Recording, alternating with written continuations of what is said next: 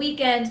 But as we're preparing here for the Business Innovation Factories Summit coming up in September, I'm very excited to welcome our first guest.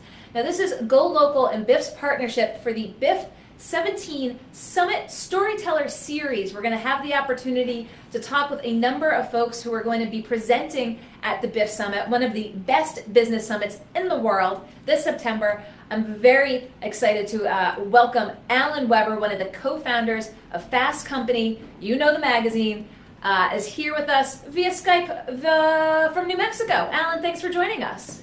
Thank you for having me. Nice to be with you. I'm wearing my Red Sox cap. Show a little Red Sox love today. You got the Red Sox love. Do you have caps for every news outlet that you do remote interviews for? Oh, you cynical newscaster. We'll talk about David Price later. Want to talk with you, though, about how you... That's so New England. Let's go to the bad news first. Oh, my God. Remember it, people. We skated right over it, Alan. We We're didn't winning. even... We're winning. We're in first place. Go with the flow. But we're so excited that you're going to be coming to tell your story at BIF in September. Talk with us about, how you got to know Saul Kaplan, who joins us every Monday with Josh Fenton in the studio. What was the pitch Saul made that when he said, you've got to come do BIF? Well, the question is, when did I first meet Saul? And that, I think, was a long time ago in a galaxy far, far away. I've been coming to BIF for a long time. Any chance I can, I get back to Providence, because BIF is a unique and very special gathering, at a time when there are lots and lots of events and gatherings and conferences, and they all seem to only have 3 letters for some reason in their names. BIF is still the best because it's real people in a real place, egos checked at the door. This is not about deal making and Davos. This is about and people who have genuine things to contribute and who actually like each other in a community that's small enough where the connections really matter. So I can't tell you when I first started my first BIF experience, but this has got to be at least 4, 5, 6. I really couldn't tell you. You're a BIF veteran. They'll probably give you a coffee mug, if you will. Well, you contributed enough for the coffee mug. But I do get to tell Saul how much I admire him, so it's a good reciprocal trade. Well, it's such an intriguing and everything you hit upon for folks who have been to the summit. We're going to live stream it for folks this year who can't attend there but want to watch it as well.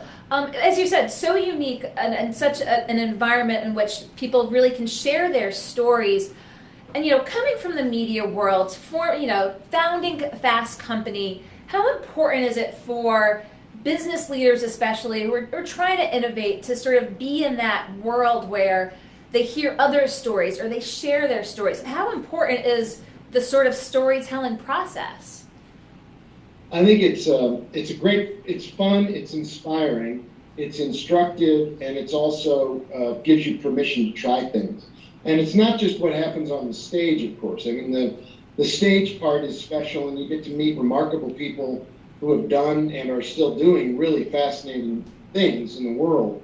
But when you mingle and mix and go out to dinner and have lunch and sit at tables with each other, it's actually a pretty down-to-earth group of people, and you realize that innovation is not something that's reserved for a very small number of special people, that we all can innovate in our own lives in ways that matter to ourselves and the people around us. And BIF really is it's a combination of inspiration, but it's also got a how-to element. These are some things you can use to make yourself feel more confident that your innovation, your new idea, your startup, your project is really worth trying. And there are people around there rooting for you to get it up and get it going and get it running and see what happens and come back next year and be a storyteller. So tell us a little bit about your story. We're excited to have you here. I mean, folks just know the Fast Company name. When it came online, in the 90s, talk with us a little bit about your story, Alan, why you started it. And I'll tell you, we talked to the folks over at BIF. We talked about your selling it, getting out, and say, right before the complete disruption of media. So walk us through the sort of formation of Fast Company, maybe up to where we are today. Sure. Well, in a galaxy as I said before, a long time ago in a galaxy far, far away, I was running the Harvard Business Review, and my most talented, remarkable colleague was a guy named Bill Taylor. And Bill and I began thinking about what if we had our own magazine. At one point, I went to Japan. This was at the peak of the bubble in Japan in '89, and I had a kind of a fellowship from the Japan Society of New York, with freedom to wander around Japan for 3 months. Okay. With a business card, and on one side of the business card it said Harvard Business Review, and on the other side of the card it said Japan Society of New York. So I could pretty much see anybody I wanted to ask questions. I had 3 months of learning and immersion at the peak of the bubble that was Japan's economic might. And I came home and I said, the world is about to change. It was one of those Bruce Springsteen moments. I've seen the future of rock and roll, and his name is Bruce Springsteen. Yeah. I've seen the future of business and work, and it's global, digital, a different generation, and much more diversity in the workplace. And there was no magazine, including the one I was running at the Harvard Business School, that had those themes and that had captured the sense of change and dynamism in the world of work, in the world of business, and in careers. So Bill and I started working toward creating a new magazine. We put out a pilot issue in 1993. We said it was a cross between the Harvard Business Review and Rolling Stone. Ah. And if people laughed, we knew they got it. Yeah. And if they didn't laugh, we knew they were fortune readers, and there was no hope for it. Cross between the Harvard Business Review and Rolling Stone hits the nail very much on the head. Talk to us about moving on from Fast Company, going into politics, Fast Community. Talk with us about the changes and the evolution of your career, Alan. Well, before I did anything as in the world of work, my first job when I got out of college was working in politics in Portland, Oregon, for the mayor of Portland back in the early 70s.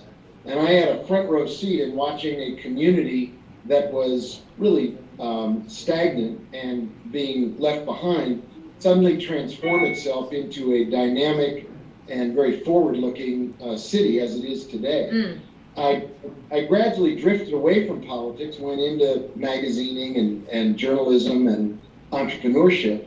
And then about 5 years ago, I had a reawakening. I thought, well, we're all trying to be entrepreneurs. We're all trying to start companies. We're all trying to be like Steve Jobs and put a dent in the universe through business. And we've abandoned our concern for the public sector, for government, for civic engagement, for public service. And it's like a boat where everybody's run over to one side of the boat. The other side is under, has no men and women on that side. It's way up out of the water. Yeah. I'm going to go back to my roots from 40 years ago and get back into politics. So I ran for governor of New Mexico. And as a Democrat in the primary, there were 5 of us. I was the only one who had never run for office before. I was the only one who wasn't born in New Mexico. I was the only one who didn't really have deep historical roots in the state. And yet I managed to go from 0 to finishing second in the primary. And I maintain that if you don't count the votes, but you count the experience, I think I actually won the primary. And my life since then has been all about trying to make a difference in New Mexico and put a dent in the universe through finding a way to kickstart the economy, work with entrepreneurs here, solve social problems in this state. In many ways, it's Fast Company, but in the public sector, in the government realm.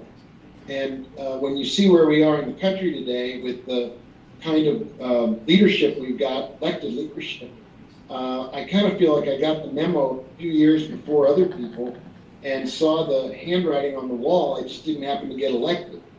But you don't have to get elected to make a difference, and that's what I'm doing now.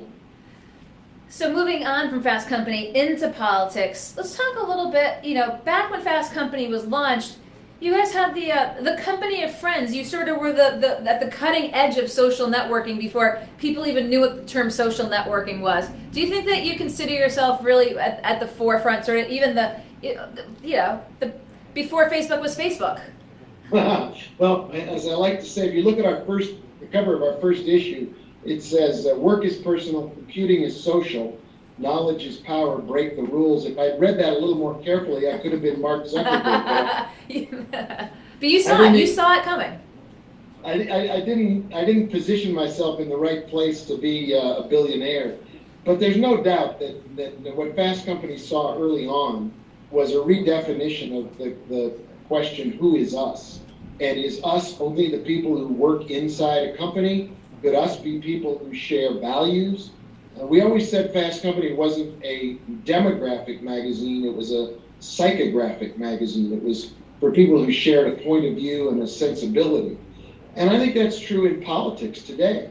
We don't necessarily think of ourselves as Democrats or Republicans purely. We think of ourselves as social entrepreneurs, people who are problem solvers, people who want to reframe the way we go at social issues or economic problems. And so the label on the outside is a little bit less important than the quality of your thinking and the way you address and frame problems. And I think that is a similarity between work as we think about the private sector and work either in an NGO or in government service. You have to be an entrepreneur wherever you're working. Do you think that Mark Zuckerberg will run for president, Alan? Well, according to what I read in Fast Company's email blast this morning, he'll be president by 2040, so stay tuned. What do you say? I mean, again, having launched Fast Company in the 90s, here we are, 2017. Look into your crystal ball. You've been pretty good at doing so, Alan. The future of media. You know, here we are, we're doing local media live broadcasting from downtown Providence. Rapidly shifting, we see rapid shifts in newspapers and online. What's the future hold? First of all, hello, Providence. I forgot to say that. Nice to see you. The view from New Mexico is very clear. I can see everything. I think I'll tell you a quick story. The only time I ever met Steve Jobs, I was running the Harvard Business Review, and we had published an article called The Computerless Computer Company by two guys, Andy Rappaport and Shmuel Halevi. And in that article, they argued that computers were a commodity, but computing was where the value was. Mm-hmm. I went out to Stanford to give a speech, and I was done with my speech, and this guy came up to me, kind of shambled up to me and said, that was a great article, that Computerless Computer Company. That's exactly right. It turned out it was Steve Jobs. And what he was saying was that the value in anything is not in the nouns, it's in the verbs. So if you think about what you do for a living, what Saul does for a living, what we're doing with this conversation, we're really involving verbs right now. We're telling stories, we're having conversations, we're connecting in new ways, we're sharing ideas. And whether it's on print or in between the pages of a magazine or in a newspaper, the storytelling.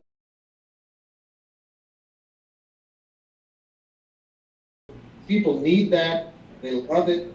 We all learn from stories much more than we learn from data dump. So big data is fine, but big storytelling is even more powerful. Well, we're going to continue to tell the stories. You're going to be coming to BIF.